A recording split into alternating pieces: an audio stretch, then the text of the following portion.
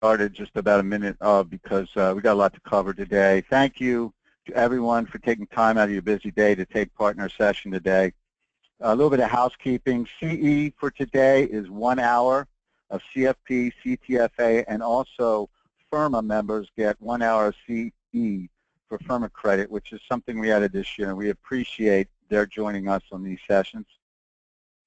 The CE form is on our website under this session info, and after the session you can always find the forms in the education section on our website. For CTFA, this particular course is filed under financial planning. And I'll be taking questions pretty much as you have them along the way. If you simply type in questions, I will try to answer along the way, but if it is something I'm going to cover, I may wait. But instead of just opening up for questions at the end, we will try to entertain them along the way, because I think we're going to be right up against the hour for today's session.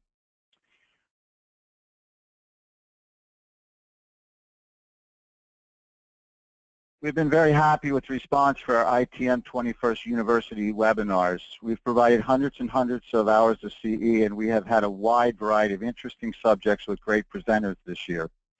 We have in the past taken a summer break, and this year we'll be taking our summer break in July and August. But before that, we have a couple of great sessions for you. Barry Flagg will be here on June 2nd. Barry is a well-known speaker on life insurance topics, and he will be covering the 10 questions every trustee or advisor should ask before a client purchases or continues a life insurance policy. Barry is a very bright insurance expert and one of the architects of the best practices for life insurance stewards. Then we will be having a special section on the 23rd of June, right before our summer break. Alexander P. Ryan of counsel at Groom Law Group will be back to talk about the new Department of Labor fiduciary regulations. Alex did an earlier session to great reviews, and that session was on the proposed regulations. I thought it would be great if he could come back and tell us about the actual regs and what they mean for you. And we have some great sessions lined up for the fall and winter, and we'll be posting updates in August. So do check back on our website. Oops. I'm in a little trouble with the screen today. Over the summer break.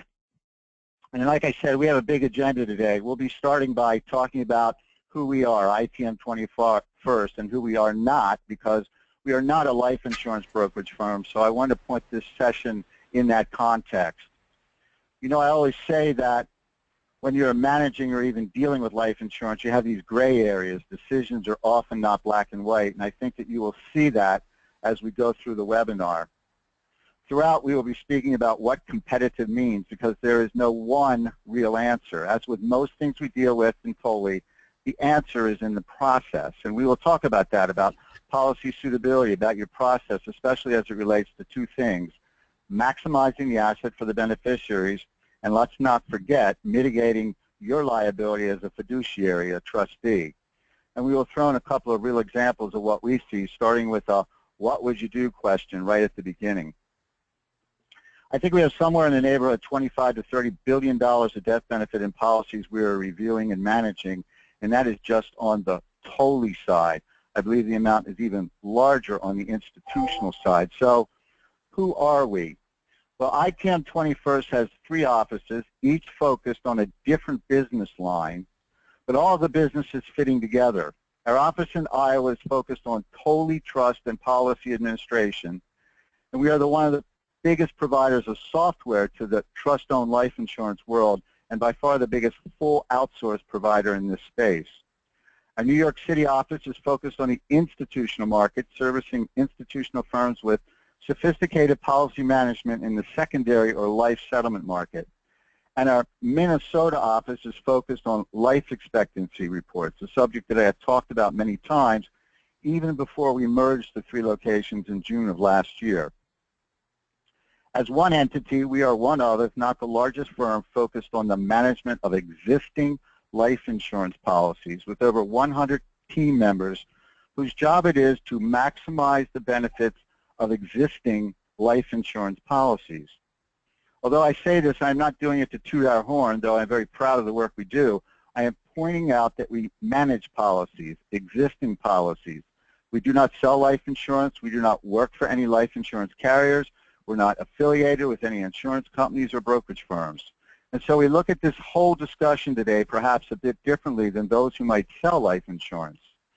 This section is essentially for trustees, but I know from the registration list I glanced at that we have brokers and agents on the call, and that's fine. I appreciate their interest, and in speaking with brokers, I have found that differences in how we look at competitive products is mostly around the edges.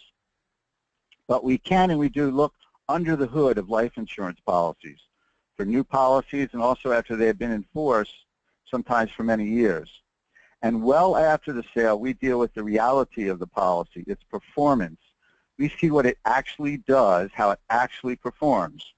And so we look at the subject of competitive policy and the discussion around it a little differently than an agent or a broker would. And that's not good or bad, it's just that we have a different perspective.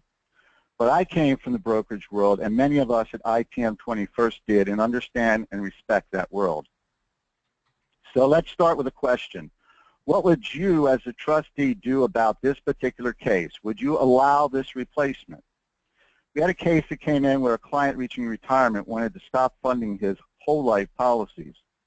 So no other gifting was going to occur, and the agent proposed rolling all of the cash value in the whole life policies into a guaranteed UL policy. We'll talk about that briefly in a minute, about policy types, so you get that flavor. Let me note that for the existing whole life contract, you could have the dividends pay the premium, so the out-of-pocket cost would be the same. In either case, there would be no more premium due. But the new policy was guaranteed, also needed no more premium, and had 20% more death benefit from day one. So if you were the trustee, what would you do? We're going to come back to this and explain the answer at the end of our session and talk about a replacement case we saw in just the last week or so. As I mentioned, our job at ITM 21st is focused on maximizing the benefit to the beneficiary, but also mitigating liability to our client, who is the trustee. So I want to start the discussion about making sure your policies are competitive by starting with your responsibilities in this area. Most of you take direction from the OCC handbook, and we know that it says that you must manage the policy for the benefit of the beneficiaries. And you must understand each life insurance policy. And as we go through the policy types, you can ask yourself if you do, because it clearly says that, if not, you should seek help from someone who is qualified, independent, objective, and not affiliated with an insurance company to prudently manage those assets. And just so you know, I'm not pitching for us here. You know us and will employ us if you want. I am, in fact, pointing out that you can certainly find someone to help you. But if that person is getting paid to place the policy, you'll have to decide whether that advice is objective or whether a third party should review it. And obviously, and this is part of any competitive analysis, you need to track the financial condition of a company. The OCC handbook says you must determine whether the policy is performing as illustrated or whether replacement should be considered. But let me say this, just because a policy is performing poorly does not mean it should be replaced. Why is it performing poorly? Has it been funded correctly? It could definitely be because of outside forces, the market, interest rates, etc. Outside forces can be the reason. Outside forces that would affect the replacement policy also. But I do believe the appropriateness of investment strategy is important, and we will talk about that when we talk about suitability. I think an important point about life insurance is it does require special expertise to manage. I think as we walk through the information today, we will see this clearly is the case. There is nuance around managing this hard-to-value asset. And another great point is the fact the lack of expertise in this area does not exonerate you. It actually subjects you to incredible liability. The Uniform Prudent Investor Act gives a bit of guidance, and again, the duty to the beneficiary is paramount. And it is clear that a trustee may only incur costs that are appropriate and reasonable when dealing with life insurance, and that certainly speaks to competitiveness. The only real TOLI case that came to trial revolved around a replacement, and that was the Key Bank case. There were other issues around this case, especially dealing with communication, but I want to deal with the replacement side. Most of you are aware of this case, and I will not get into the minute details, but KeyBank replaced an $8 million variable life policy with a guaranteed universal life policy because the grantor was not going to fund the trust anymore, and the variable policy had suffered losses after 9/11. Unfortunately, the insured died shortly thereafter, leaving the trust with much smaller benefit, and the beneficiary sued. Focusing only on the replacement transaction because of today's topic, it was interesting that the court sided with the bank at almost every turn, and these things are important for a trustee dealing with a policy purchase, especially a replacement. For example, while the agent and the grantor worked very closely with the bank and the agent submitted the policy for review, the court opined that this did not constitute a delegation of KeyBank's decision-making duties. And the court pointed out the fact that the bank would have to have the help from the insured grantor to deal with the underwriting process, something we'll talk about briefly later. The beneficiaries pointed out that, and this speaks right to the competitive analysis discussion we're having today, they pointed out that the bank failed to investigate any other options other than retaining the existing VOL policies or exchanging them for the John Hancock policy. They only looked at one policy type from one company. It was hardly a rigorous review of their options. The beneficiaries were very concerned that the trustee breached its duties to them by delegating certain decision-making functions to Robertson, who was the agent, without any adequate oversight. The court disagreed and mentioned the fact that the bank had hired an outside advisor with no skin in the game, which was an important point in the case. The court said the record supports the conclusion that, in fact, no such delegation occurred. Furthermore, KeyBank engaged its own independent expert to evaluate the VOL policies and the John Hancock policy that was suggested by the agent. So this should leave us pretty comfortable with the whole competitive discussion, especially as it relates to replacement. But let me temper our joy here, because most experts and pundits believe that the court set a very, very low bar here. And perhaps using this bar as a model for a procedure may not be wise, especially when you think about this, ERISA law. ERISA became law over 40 years ago and is now having a significant impact in the courts. There are attorneys that specialize in class action suits in this area, the retirement plan area. There was an article in my Wall Street Journal this week that focused on the fact that costs in 401ks are actually dropping, and one reason is the number of lawsuits against non-competitive plans. I find it kind of amazing that one lawsuit headline I saw targeted Vanguard fund fees, because anyone in the investment world knows Vanguard is known for what? Low fees. And I always think about this when a company is sued, and maybe it is quote-unquote right that they are sued, but think about this. Years ago, the company set up a 401k plan, probably had some sort of design where they matched the employee's contribution, and when they set that up years ago, do you think they ever envisioned being sued for the way they did it? My point is this. Things change, and just as ERISA changed the retirement plan world, maybe the UPIA and the OCC handbook will eventually change the TOLI world. If it does, your bar should probably be a little bit higher. So let's talk about what competitive means in the TOLI world I'm in. Well, that we're all in. The definition I found is as good or better as others of a comparable nature. And the important part about that definition to me is the of a comparable nature. The majority of people buy life insurance in a trust to pay estate taxes. The increase in the federal estate tax exemption has reduced the number of people that are subject to the estate tax. In 2004, 31,329 estate tax returns were subject to estate taxes.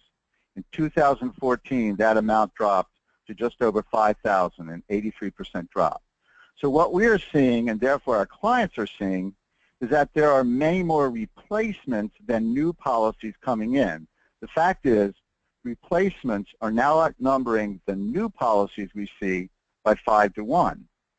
So one of the challenges you have when deciding if a policy is more competitive to another is when you have to compare it to another type of policy, because it truly is apples and oranges. And if you're trying to decide on two different policies which is more competitive, it takes an understanding of policy types. So let's just take a couple of minutes for this. I've included a lot more info in your handbook, so we'll just breeze through this but point out the differences. Term insurance is the easiest life insurance to understand. There are not many moving parts. You pay a premium for a death benefit only. There is no cash value. It usually has a level guaranteed premium for a specified period of time, which might be 5 years, 10 years, 20 years, or even 30 years. But because it has no cash value and is essentially pure insurance coverage with minimal moving parts, it is not only the easiest to understand, it's the easiest to compare. It is a commodity product, and cost can be put on a spreadsheet. You can put the numbers of one carrier down against another, and then based on some product features we will talk about, you can choose the product that is best or more competitive for your client pretty easily. Whole life, not so easy. Many consider it to be a black box because it's so hard to see inside. All things equal, whole life insurance is the most quote-unquote costly insurance, at least initially. And it has fixed premiums that can be reduced by dividends, more moving parts. The problem that we begin to deal with here is that we now have to begin to understand the cash value component of a product and its effect on competitiveness and policy efficiency, because we are now introducing a factor other than pure insurance cost.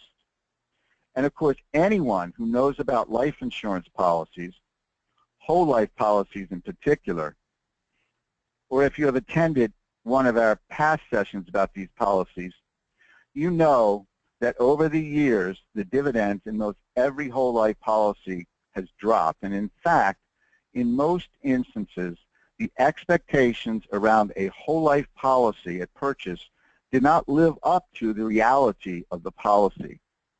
And that is what's so hard about a discussion about what is competitive, because clearly cost is a factor, but also performance can be a factor, and you do not know what that will be until years later.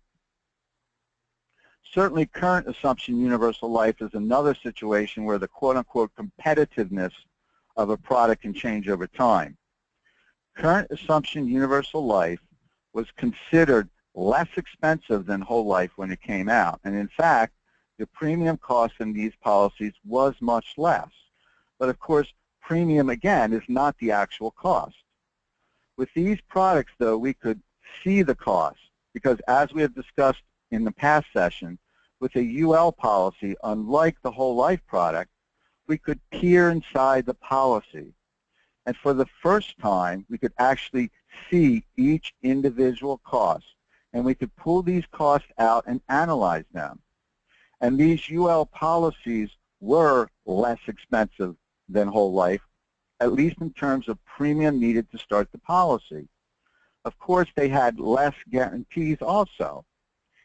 Many people flocked to these policies when they were introduced because they were so inexpensive. But because they were introduced when the high interest rates at the time made them look much less costly, over time there was an issue, because as you may know, the crediting rates have not held up, and with the steady slide in rates and the non-guaranteed nature of the policy, what was quote-unquote competitive, especially when compared to whole life, maybe didn't really turn out that way. And now some of these policies not only are suffering from the low crediting rates that hurt the policy performance, now they are getting hit with cost of insurance, COI increases. And I've written about these COI increases in the lawsuits that are following, and I've had people reach out to me from across the country. I actually got an amazing email last week from a gentleman who had a policy with one of the carriers that raised their COIs in his current assumption UL product. This man was actually an agent himself, and in his email requesting copies of the lawsuits against this carrier, He said, "My life plans have been brutally changed due to the recent increase in the cost of insurance." He reduced the death benefit in his policy by 60%, and his heirs will be getting back as a death benefit $400,000 instead of the $1 million they had hoped for, which is about $55,000 more than the premium he put into the policy. And this man was an agent. Don't you think he picked the most competitive policy for his heirs? Point being, this is not always black and white, this competitive analysis. It's kind of a gray until it's all over and the death benefit is paid. What emerged from the current assumption UL crediting rate drop was guaranteed universal life, which had a fixed premium, no market risk, little cash value. Although it's called universal life, it's really nothing like the other universal life policies. It's actually more like term insurance for life. At least when you buy it, you know pretty much the results you're going to get, though. And that sets it apart from all of the other permanent products out there. It has its issues, has inflexible premiums, has low cash value, which makes it almost worthless in later years if you run out of gifts to pay the premium, unless you can sell the policy. But it is guaranteed. And so what is that guarantee worth? Well, to our friend from the prior slide, the agent that I spoke about, a policy with guaranteed costs will be worth quite a lot right about now. In the early 1980s, when the stock market was raging, variable life insurance came into the scene to take advantage of high rates of return in the equity markets. It had flexible premiums like current assumption universal life, but unlike the current assumption policy and whole life, both of whose cash values were invested by the carriers, with variable universal life, the owner of the policy, not the carrier, invested the cash value. The cash value in a VUL policy is invested in separate accounts that are really mutual funds. And back in my brokerage days, these policies were being shown with as much as a 12% return, which made them seem very inexpensive. Like current assumption universal life, this was a transparent policy and would stay in force for as long as the cash value in the separate accounts paid the monthly policy costs.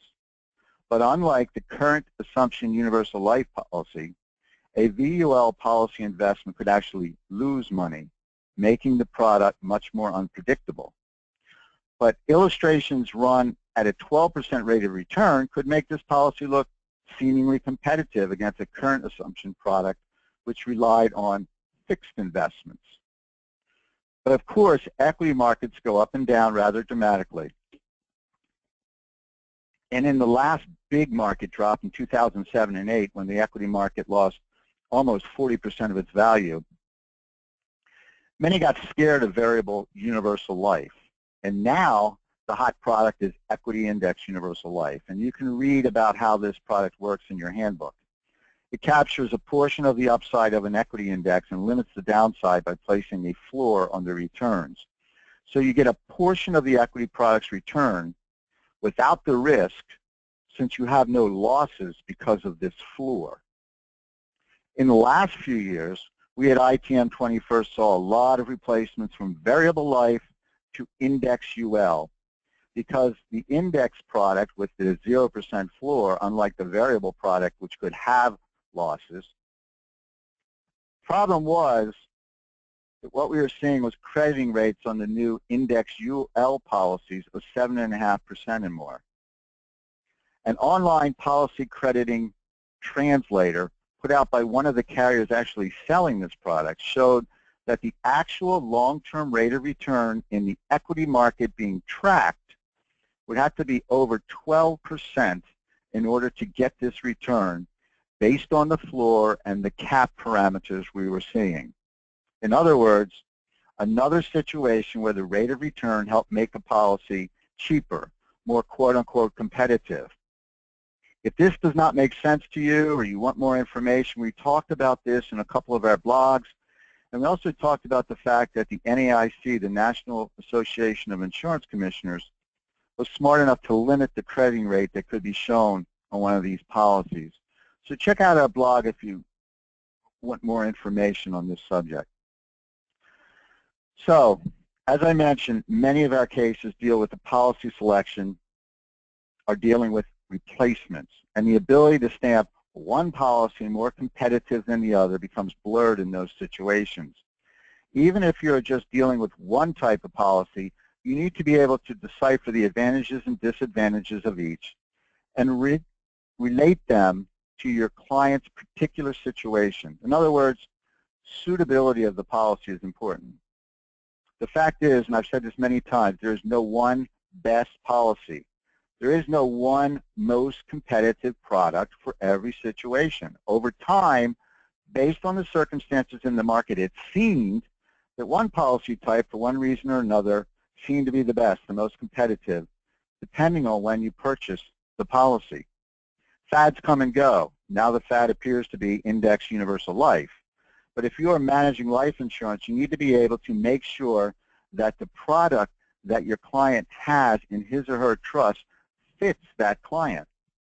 Suitability may not be directly related to competitiveness, but how the policy type fits your client is the key to successful policy management. What you'll be dealing with as the trustee. So it is vital that you understand how the particular product fits your client's particular situation. And the first thing to make sure you and your client understand is whether or not there is a need for premium flexibility. Does your client have to pay the premium each and every year in order to keep the policy or the policy guarantees in force?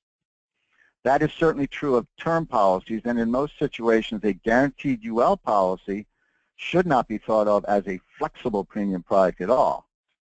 Whole life may have some flexibility as the dividends can offset the premium, or an automatic premium loan can be utilized.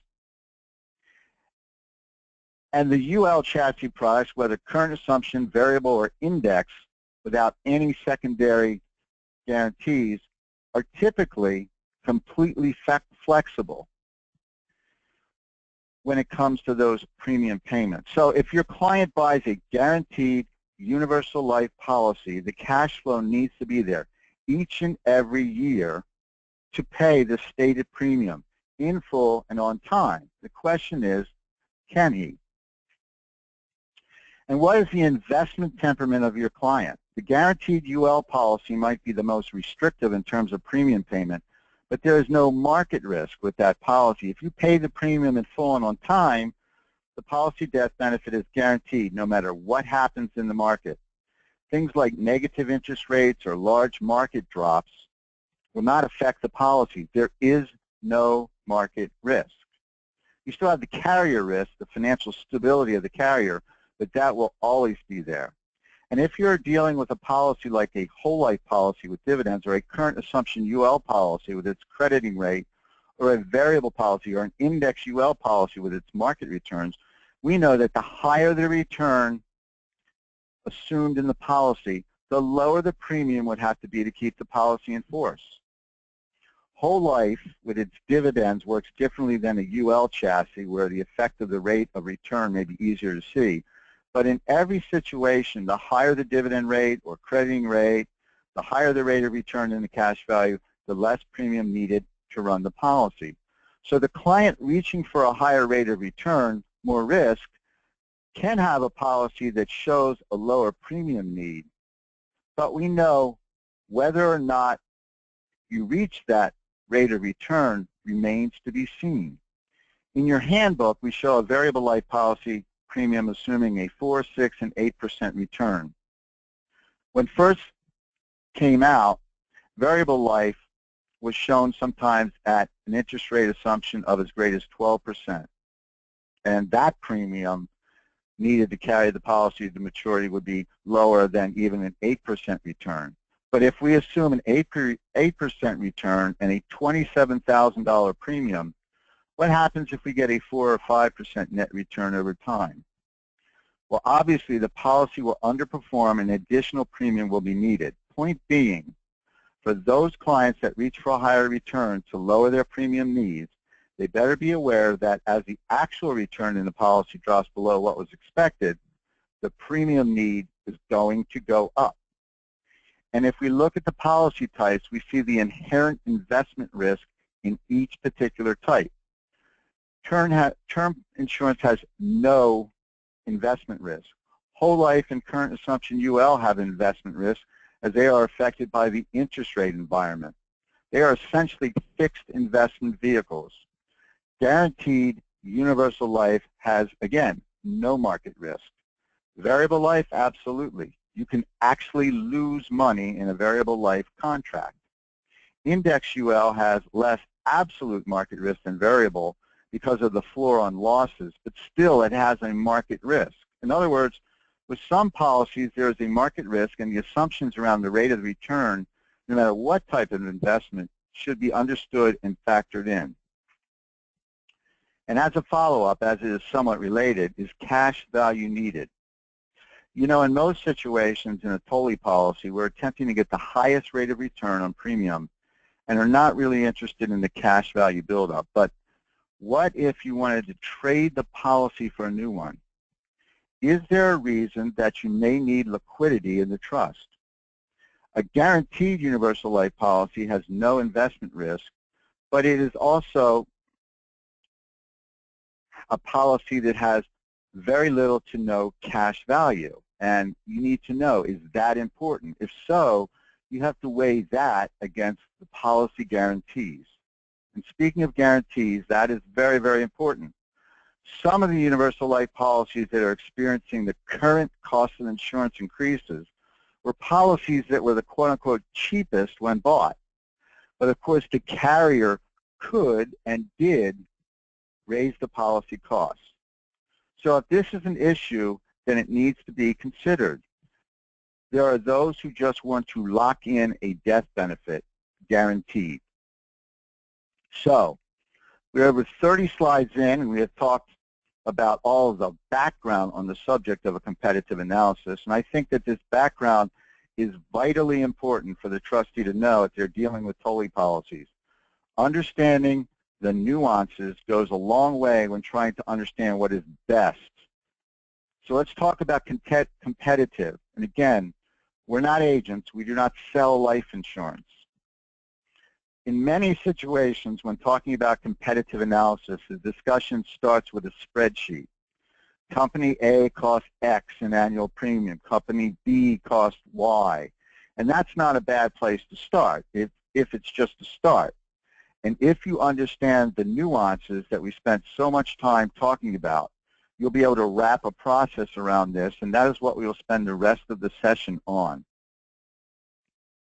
First of all, this type of spreadsheet really does work well with those policies like term insurance and guaranteed universal life, because both of these policies have fewer moving parts than the other policies.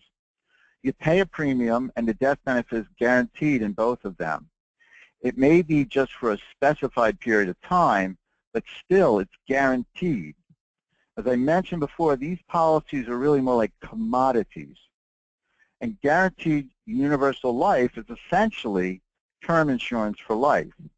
Your client needs to understand the issues with premium and flexibility, and to understand that although it's a permanent policy, not much cash value can be expected.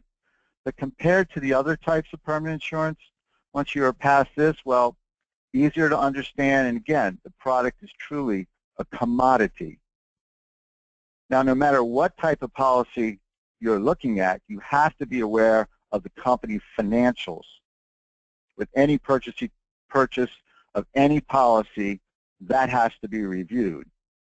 And for term insurance policies, you have to be aware of the conversion options and what the policy can be converted to if you think that is an option down the road.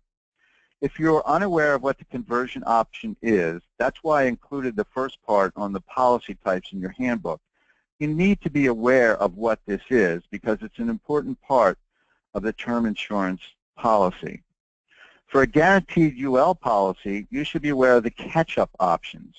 For some policies with a guarantee, you can pay an additional premium to get the policy to a point where the policy is guaranteed, even if you've not paid enough to that point to keep the policy guarantee in force. In other words, you can catch up by paying an additional premium. Each policy has a different way of doing this based on their contract, and understanding those contract provisions are important. But these two types of policies, they're really the easiest to understand when it comes to competitiveness, simply because they have less moving parts. There's not as much that can change over time. So if you understand these additional parts of the policies, price alone can really drive the competitiveness discussion. One of the factors that will greatly affect pricing and competitiveness from one policy and one carrier to another is underwriting. We once did an entire webinar on underwriting for trustees because we think it's that important. The carrier will classify a prospective insured from a best rating of preferred or preferred plus or super preferred all the way down to a substandard rating. A substandard rating means that the cost of insurance is some multiple of the cost for a standard rated client, and it can get very, very costly for an unhealthy person to purchase life insurance. But I've seen situations where an application went to different carriers, and some came back standard and some came back substandard. It happens all the time, which is why underwriting is important. And if we can sit around all day long with a spreadsheet and talk about company A being more competitive than company B, but if you get preferred underwriting with company B and only standard with company A, company B will wind up being less costly. And it's not uncommon that in a spreadsheet comparison of the most competitive carriers for, say, a 45-year-old non-smoking male, that the most competitive products are harder to underwrite as a preferred or preferred plus. They sometimes have higher standards for their underwriting that come along with their lower pricing. So we talked about comparing term and guaranteed products from different carriers. It is relatively easy to compare term policies or guaranteed universal life policies. For lack of a better word, they are both simple products. You really do know what you're going to get because of the guarantees, and there is no real market component because they are not cash value driven products. They are products that are based on the premium paid. That is what drives them. So they are much easier to compare. But when you introduce cash value and investment and market differences, along with more complex products, things change. And it becomes harder to compare two products, especially if, as I have mentioned, I'm seeing a lot of replacements with two completely different types of policies. In those situations where you're comparing two policies of the same type, as is the situation in most new policy sales situations, the spreadsheet analysis can be a good starting point. And even if a replacement policy of the same type, the spreadsheet analysis comparing one carrier against another can be a good starting point to get pricing, keeping in mind the nuances we have talked about, including the underwriting that we just spoke about. As I mentioned, we at ITM 21st are not in the business of selling life insurance, but we will be coming out with a product comparison in the coming months that will take an existing policy and compare it with what is in the market. We will, in most instances, be using the existing underwriting of the old policy to compare that with what can possibly be purchased in a new policy, with an exchange from the old policy and an apples-to-apples comparison of death benefit, premium, and investment return. And many insurance comparisons start this way in the sales process. It does give you a good overview of the possibilities in the marketplace when comparing the same policy types. But premium is not the cost. Premium is driven primarily by two factors in a permanent cash value policy: the underlying investment returns and the actual cost, the greatest of which tends to be the cost of insurance. And if you have followed our blogs about the cost of insurance increases, you know we have the capability of ITM 21st to look under the hood of a policy and track the actual cost of insurance being charged on a monthly basis down to the penny. Barry Flagg, who I mentioned will be doing our next session, is the founder of a company with a system that tracks policy costs relative to peers. But the fact is that in almost every sales situation I've seen, the sales process revolves around a life insurance illustration at some point. In fact, that's what you sign when you purchase a policy. Years ago, when I got into the life insurance world, I was told by an old-timer that the computerized life insurance sales illustration was the absolute worst thing that happened to the life insurance industry, because it changed the sales process from a philosophical one of death benefit need, policy type, and policy selection to one of life insurance illustration review, at least in his mind. And maybe he was just an old-timer angry with what had passed him by, but one thing I know is that with most every life insurance sales illustration you will receive, there's only one thing I know for sure. The sales illustration that you sign as trustee and policy owner when the policy is placed will not come true. It may if it's a guaranteed UL policy and every premium is paid in full and on time as it's shown in the illustration, or it's a term policy and the illustration just shows the premium cost and the death benefit. But for any other policy type, the illustrations will not come true. It's not that this is a lie or there's anything nefarious occurring, but there are so many moving parts and the moving parts can change. Start with the investment return. Can you guess what the rate of return will be in a variable policy? And even if you were close, an illustration shows the same investment return each and every year over the insured's entire lifetime. So if you are looking at an illustration, the lifeblood of the insurance industry sales process, what do you as a trustee or a fiduciary need to understand? Well, you have to know what's guaranteed and what is not guaranteed in an illustration. And you should make sure your grantors know this also. And starting with the investment assumption makes sense in the UL policies, especially variable life and index UL policies, because you have to make sure that these rates of return are attainable. In a variable universal life policy, you are in charge of getting that return that is assumed. So what is the allocation, which is your responsibility, that will allow the policy to obtain the rate of return expected over time? And this is one of the most important things. What will happen if you do not get that rate of return? In other words, if we assume a certain premium need at a 7% rate of return in the cash value, what will the premium need be if we only get 5% return? I have spoken to hundreds of grantors over the last decade, and usually I'm talking to them when things did not go right in their policy, and we are trying to remediate the situation. I can tell you, and I'm not at all saying this is a problem because I'm an agent, but I can tell you that most people do not remember the disadvantages of a transaction.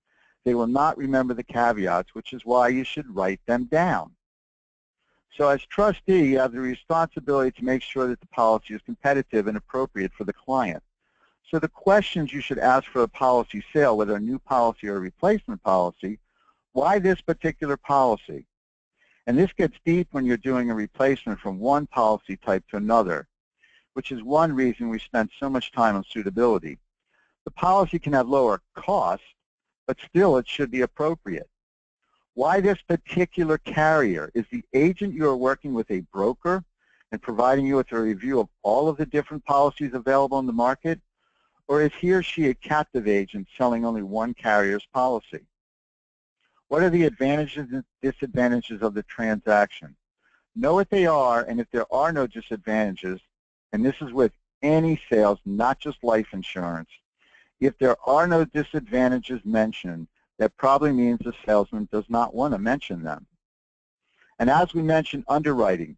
This can have a huge effect on cost. So if you're dealing with an agent or broker, a discussion should occur around the underwriting outcome.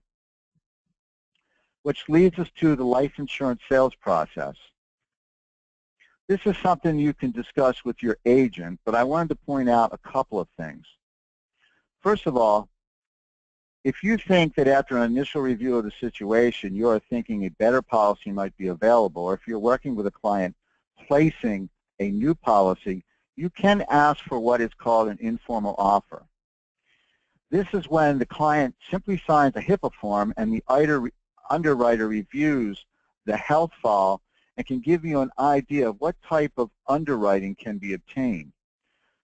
If that goes well and the carrier can informally tell you what your underwriting would be, then you can move ahead and take a look at the numbers, the cost of the policy, and the client will only then have to submit to a paramed, a medical exam.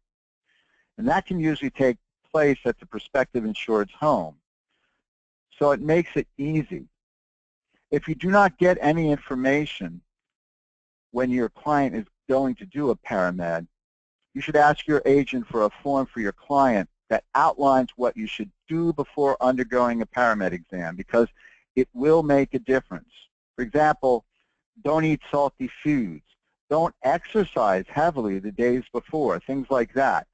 Once you have the best underwriting you can obtain, then you can sit down and based on the discussion points we have gone through on the policy types and based on the quote-unquote numbers, you can begin to have a discussion around the policy selection. A good agent will walk your client through this process. I just wanted to point out those couple of things. One of the focuses that I wanted to bring today was limiting the liability of the trustee. We've walked through the nuances of life insurance competitiveness.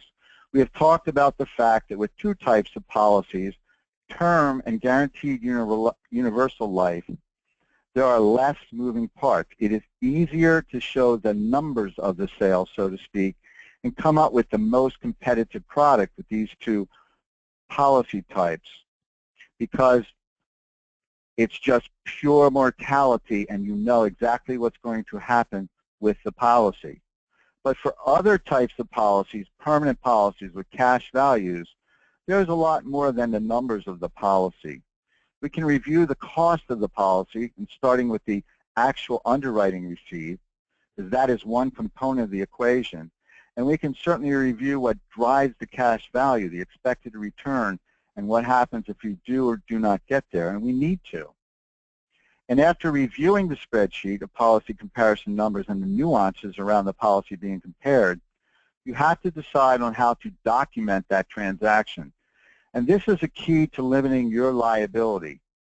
I personally do not believe that this is just a numbers game. I do not believe that there is always the best policy for every situation, but I do believe that with a prudent review from the numbers to the nuances, you can document the reasons for the transaction and the possible downside of the transaction.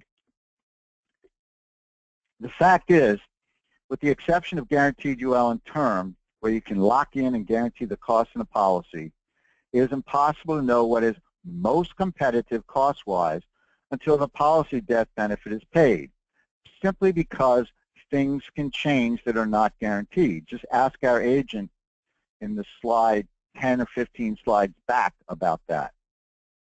When we review a transaction, especially if we are looking at a replacement, we review all aspects and assumptions of the transaction, and we put them down in documents that at least the grantor, and if the death benefit is lowered, the beneficiaries will sign off on.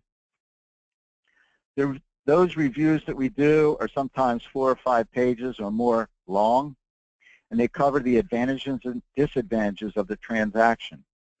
Aaron Hansen, who heads up our remediation department, and his crew do a fantastic job. And if a trustee would like to see a sample, I can have him work one up. Just email me. My email address is on your handbook. Okay, I want to leave you with a couple of items here to close out. We're about 10 of. First of all, I've read articles with quotes like the one on your screen the last decade or so. This one says that you can increase the death benefit in 75% of the policies in a TOLI portfolio by an average of 40%. This is an old article, and most of the statistics like this that I see are old. I'm not sure that this is the case today. The low interest rate environment and reserve requirements we're seeing push the cost of insurance up in the policies, and that's having an effect. And not just in the cost of insurance increasing that we've seen, but in general, policies over the last few years are not as competitive as they were years ago when this article was written. The only current study I have is on a policy review going on with one of our trustees, and in that case, and let me say, this policy competitiveness review is not done, it's not definitive, but in that case, after a first review of the policies, about 65% of the policies were actually found to be competitive. And this is the interesting part too. On those policies that were found to be not competitive, 49 grantor insureds were contacted to tell them that they might possibly be able to better their situation, and only 13 are moving ahead. The reason for this is usually a health change that precludes any chance at being re-underwritten. So this is good news for the trustee because it leads me to believe that most of the policies in your trust now are actually competitive. And that's a good reason to check your policies, to document that fact. Now, for many of you, you might look at the discussion we have had and be a little upset there's not an easy answer here. Well, maybe with term and guaranteed UL, but like I said, most times we at ITM 21st are dealing with replacements, and many times we're dealing with replacements from one policy type to another. So often, there is no easy answer. There is just that process that we spoke about. Which brings us to the what would you do we started with. Remember, we had a case that came in where a grantor wanted to stop funding his whole life policies. No other gifting was going to occur, and the agent proposed rolling all of the cash value in the whole life policies into one guaranteed universal life policy. No premium would have been needed in the whole life policy either, as dividends, as we learned today, could pay the premium if they were sufficient, and they were in this case. The new policy was guaranteed and had 20% more death benefit initially. But let's look at the nuance, and there was nuance. Because the new policy, the Guaranteed Universal Life, had minimal cash value. Remember, that's one of the characteristics of a Guaranteed UL policy. And over the time, had this client stayed the course, the cash value in his existing policy would have grown under current assumptions, let me add, and the current dividend scale, which, by the way, now is very low, but the cash value would have grown dramatically in that existing policy. And maybe that would have been important, maybe not, but the fact is, 20 years down the road, the existing policy would have had over $1 million in cash value. And even if the cash value did not matter, look at the death benefit. Because the whole life policy had dividends, and based on the current dividend scale, the policy death benefit would grow. In fact, in 10 years, the death benefit would almost eclipse the initial greater death benefit in the universal life guaranteed product. In 20 years, it would actually eclipse it. And that would have been about life expectancy for this person. So what does this all mean? Well, it means that life insurance is not an easy product to peg as competitive, especially in a replacement scenario with two different types. And as I said, this is what we are typically seeing. In this case, instead of buying a new policy, if the insured wanted the extra death benefit, would he have been better off buying $300,000 until the whole life death benefit grew? Maybe 10-year term added to the existing policy, maybe, especially if the thought of having almost $800,000 of cash in 10 years and over $1 million of cash in 20 years in the trust was appealing. So again, not so easy to pick the best. And I want to end with another case that we just had. We had two cases this week that I thought were a real issue, and I just want to point out one. And this points out that you as trustee need to know all of the options with the existing policy if you're considering replacing it. In this case, it was a whole life policy being exchanged for a universal life chassis policy. In this case, there was to be a reduction in the death benefit to the trust. The existing whole life policy in force was actually larger than the death benefit shown here for the existing policy, the amount in blue. The client only wanted to make sure he got $2 million in death benefit, so the agent showed him that under current assumptions in a universal life policy chassis, he could get a $2 million policy that would run into his 90s simply by exchanging the cash value in the existing whole life policy into the new policy. What was not shown was the existing whole life policy could be converted to a reduced paid-up whole life policy that would provide a reduced death benefit, meaning that the death benefit was less than the existing whole life policy, the existing current death benefit. You go to the carrier and you tell the carrier, I have a $5 million whole life contract with $1 million of cash. What can I get in a reduced death benefit that will contractually guarantee the policy? And that's what we did. And when we did that, we found out that the client could have contractually guaranteed $2.5 million of death benefit. Now, I'm not saying the agent did this on purpose, but the trustee as a fiduciary has to know what is best for the client. In this case, what was best? $2.5 million contractually guaranteed, or a new policy that based on non-guaranteed current assumptions provided $500,000 less in death benefit. So you see, again, it's not easy to compare products when dealing with life insurance. So I have a couple of questions that I wanted to cover here at the end before we wrap it up. The first one is, someone noticed that there was a note saying that the session is being recorded. We do record these sessions. I'm not sure that we're going to be posting this recording on the website. We're doing these kind of a beta test at this point in time, but we will have them. If you wanted to personally get a copy, if it works out, Chad and I'll try to send you a copy, and you can email me. Another question is, another dimension that should be assessed is the appropriateness of the policy. Does it still serve the purpose for which it was intended, particularly with the federal state tax exponential increase with the last 10 years, a funded ILET may no longer be needed.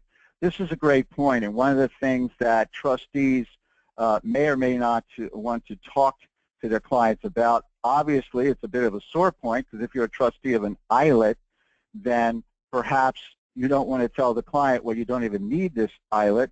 There are many reasons to have an ILET, besides the federal estate tax. But as I referenced in this session, obviously the federal estate tax, the percentage of people subject to the federal estate tax is dropping. So those people who may have a larger death benefit than what is needed for their particular situation may look at reducing the death benefit, or perhaps replacing the policy with a more appropriate policy. And so that's the kind of discussion that you need to have with your client and an agent that you trust, or the client's agent.